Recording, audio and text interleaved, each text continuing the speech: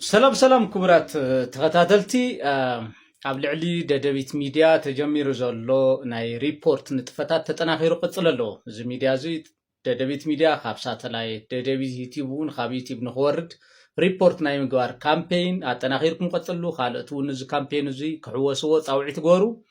ምክንያቱ እዚ ሚድያ እዚ ፀረ ሓድነት ህዝቢ ትግራይ እዩ፣ ፀረ ልሂቃን ትግራይ እዩ፣ ፀረ ኣዴታት ትግራይ እዩ። ንትግራይ እውን ብከባቢነት ከፋፊሉ ኣዝዩ ሓደገኛ ዝኾነ ሚድያ ስለ ዝኾነ ኣንፃር ክብርታት ኩሎም ክብርታት ህዝቢ ትግራይ ዝኾነ ደደቢት ሚድያን ደደቢት ዩቲዩብን ካብ ሳተላይትን ካብ ዩቲዩብ ንክወርድ ሪፖርት ናይ ምግባር ካምፔን ተጠናኺሩ ይቀፅል። ኣብ ዓለምና ካብ ዘለው ሚድያታት ድንቁርናን ድሕረትን ከም መደብ ገይሩ ዘቕርብ ብሕታዊ ሚድያ ስለ ዝኾነ እዚ ሚድያ እዚ ብዘይ ምክትታል ስፖንሰር ብዘይ ምግባር ንተሓባበር ቴንኪዩ የቀኒየለይ። ሰላም ክቡራት ተኸታተልቲ ከመይ ኣለኹም? ኣብ ልዕሊ ደደቢት ሚድያ ማለት እውን ኣብ ልዕሊ ቴሌቪዥን ደደቢትን ኣብ ልዕሊ ደደቢት ዩቲዩብን ተጀሚሩ ዘሎ ናይ ሪፖርት ናይ ምግባር ምንቅስቃስ ፅቡቅ ከይዲ ኣለዎ። ግን ዝያዳ ድማ ተጠናኺሩ ኩሉ ሰብ እውን ክሳተፍ ምእንታን ንኣሕዋትኩም ንፍሬንድኩም ንኩሎም ትፈልጥዎም ኣብ ሶሻል ሚድያ ብኣካል እውን ኢንፎርም ክትገብርዎም ኣለኩም። እዚ ሚድያ እዚ ንህዝቢ ትግራይ ፖለቲካውን ማሕበራውን ፀሃያይ ስለ ዝኾነ እቲ ቴሌቪዥን ካብ ሳተላይት እቲ ዩቲዩብ እውን ካብ ዩቲዩብ ንክወርድ ወይ ከዓ ንክዕፆ ተጀሚሩ ዘሎ ዝተዋደደ ሪፖርት ናይ ምግባር ካምፔን ተጠናኺሩ ቅፅል ኣለዎ። ደደቢት ሚድያ ኣንፃር ሓድነት ህዝቢ ትግራይ እዩ።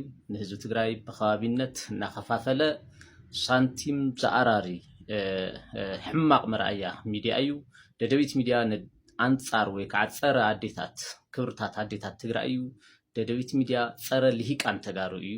ደደቢት ሚድያ ሕዚ ተፈጢሩ ዘሎ ኣብ ናይ ትግራይ ሕማቅ ፖለቲካዊ ኩነታት ዝለዓለ እጃም ዘለዎ እዩ። ደደቢት ሚድያ ትግራይ ንከይትረጋጋዕ ዝተፈላለዩ ናይ ሓሶት ሓበሬታታት ብምውዛዕ ሁከት ፈጣሪ ትግራይ እዩ። ደደቢት ሚድያ ባህሪኡ ንትግራይ ረብሓ ዘይኮነስ መከራ ዝዕድም እዩ።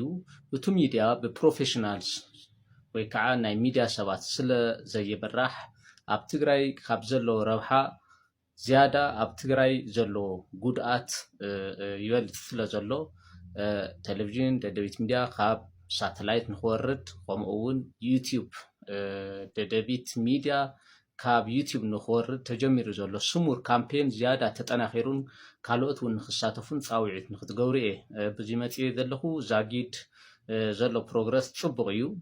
ተጠናኺሩ ሪፖርት ብምግባር ካልኦት እውን ንክሳተፉ ክንዕድም ኣለና ንባል እዩ። ዛጊድ ትገብርዎ ዘለኹም ምንቅስቃስ ኣዝየ መስግን የቀኒየለይ። ሰላም ከመይ ኣለኹም ክቡራት ተኸታተልቲ? ኣብ ልዕሊ ደደቢት ሚድያ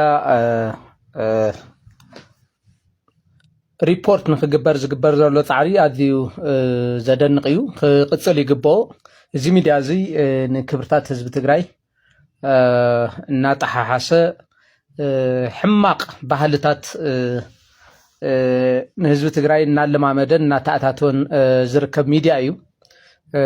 ትግራይ ብከባቢነት ዝኸፋፍል ዘሎ ፖለቲካ ትግራይ እውን ንኸይዕሪ ብሰፊዑ ኔጌቲቭ ኤነርጂ እናተጠቐመ ሕዚ ዝርከብ ናይ ትግራይ ፖለቲካ ኩነታት እጃሙ እናተፃወተ ዝርከብ እዩ። ልዕሊ ኩሉ ድማ ናብ ሚድኡ ዘቕርቦም ሰባት በተሓሳስባ ኣዝዮም ዝሕቱላት ካብ ምዃኑ ዝተለዓለ ናይ ሓድነት ትግራይ ናይ ሃለዋትን ናይ ድሕነትን ትግራይ ዝግደሱ ዘይኮኑ ኣብ ውልቀ ሰባት ኣድሂቦም ህሙሌቶም ምግባር ዝፅመዱ ብምዃኑ ኢሉ እውን እዚ ሚድያ እዚ ንህዝቢ ትግራይ መዋረዲ መንቋሸሺ ስለ ዝኾነን ካብ ሳተላይት ንክወርድ ኩልኩም በቲ ጀሚርኩምዎ ዘለኹም ካምፔን ክትቅፅሉ ይላቦ። እዚ ሚድያ እዚ ኣዝዩ ሓደገኛ ንህዝቢ ትግራይ እውን ዘይምጥን ዛረቦም ዘረባታት እውን መርዚ ካብ ምዃኖም ዝተለዓለ ብታሪክ ትግራይ ክንደየናይ ወዲቓ ኣላ ዝብል ዘርኢ ስለ ዝኾነ እዚ ሚድያ እዚ ኣክሰስ ሊሚት ንኸውን ጥራሕ ዘይኮነስ ቶታሊ ካብ ሳተላይት እውን ዳውን ንክኸውን ኩሉ ትግራዋይ ክረባረብ ይግብኦ ብፍላይ ከዓ ኣብ ሰሜን ኣሜሪካ ዘለኹም ተጋሩ ኣብ ኣውሮፓ ኣብ ካናዳ ኣብ ዓዲ ዓረብ ኣብ ኣውሮፓን ኣብ ኩሉ ክፍለ ዓለም ዘለኹም ተጋሩ እዚ ሚድያ እዚ ካብ ሳተላይት ዳውን ንክኸውን እቲ ተጀሚሩ ዘሎ ምንቅስቃስ ዝያዳ ክጠናኸርን ብፍላይ ከዓ ነጠፍቲ ማሕበራዊ ሚድያ ናይ ዩቲዩብ ኦነርስ ፕሮፌሽናል ጋዜጠኛታት ዝኾንኩም ጋዜጠኛታት ዝኾንኩም ምሁራት ፖለቲከኛታት ግድሳት ተጋሩ እዚ ሚድያ እዚ ዳውን ንኸውን ናይ ኩልኩም ርብርብ ኣዝዩ ኣገዳሲ እዩ ሚድያ ጥዕና ብዘለዎም ሰባት ተወኒኖም ንህዝቢ ትግራይ